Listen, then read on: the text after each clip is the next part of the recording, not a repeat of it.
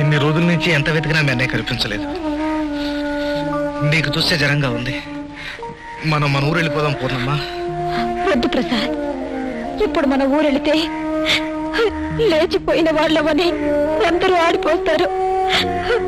అన్నయ్యకి ఈ విషయం తెలిస్తే భరించలేడు. అంతకంటే చావడం మంచిదే. 3 రోజుల నుంచి నీకు తిండి కూడా పెట్టలేకపోతున్నా. కనీసం రోగం వస్తే డాక్టర్ దగ్గరికైనా తీసుకెళ్ళలేకపోయాను. ఏంటి బండి రాలేదా? ఏంట్రా ఎలాగోళం ఉందా? ఆడి పనిలో రాకపోతే ఎలాగరా?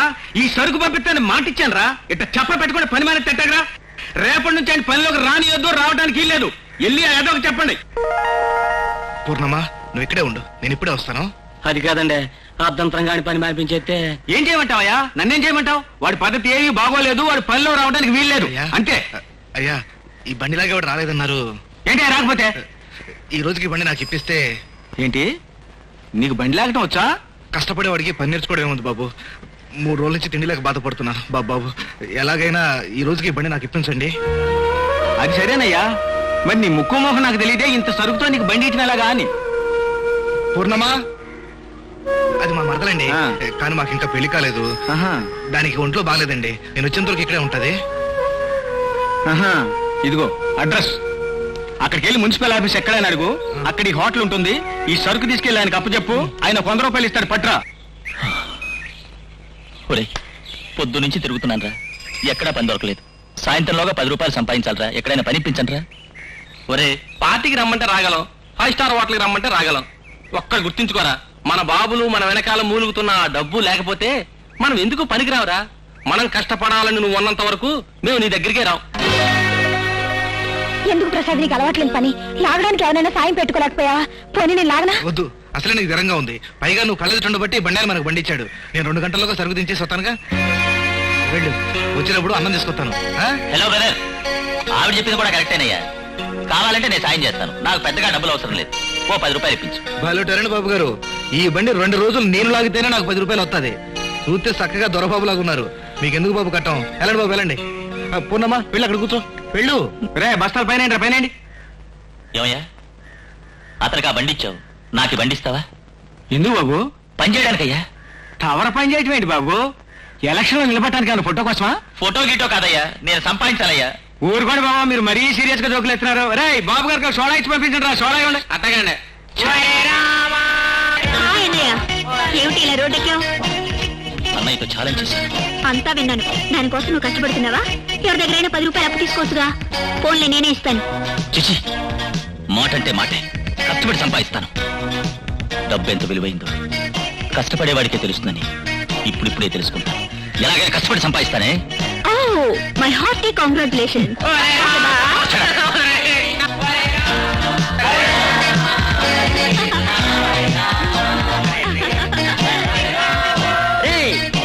మనం లవర్స్ మార్చుకుందావా?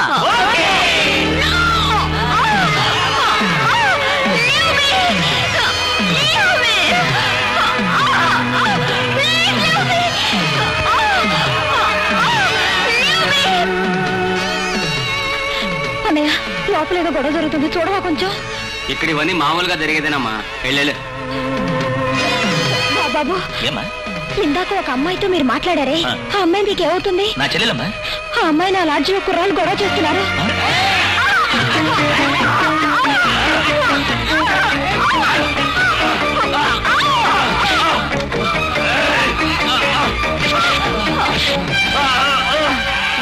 హలో రాంబాబు గారా, నేను భవానీ లాడ్జ్ నుంచి మాట్లాడుతున్నాను. ఇక్కడ చాలా గొడవ ఉంది సార్. మీ తమ్ముడు చెల్లెల్ని చాలా అల్లరి చేస్తున్నారు. వీళ్ళెవరో. మీరు వెంటనే బయలుదేరండి. మీరు రావడం లేట్ అయితే చాలా గొడవ అవుతుంది. పోలీస్ కంప్లైంట్ ఇవ్వాల్సి వస్తుంది. Please come immediately.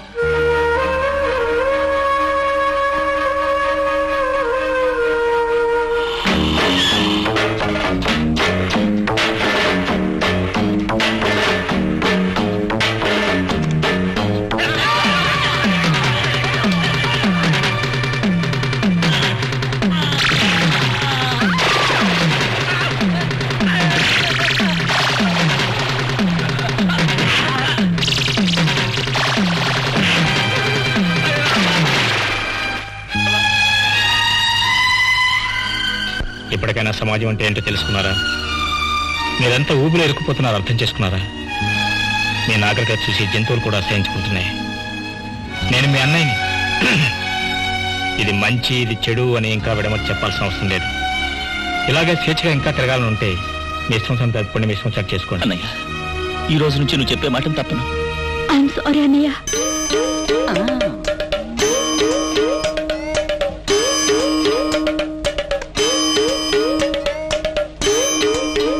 బాబు దయగల బాబులు సాయం చేయండి బాబు, దిక్కేయం బాబు.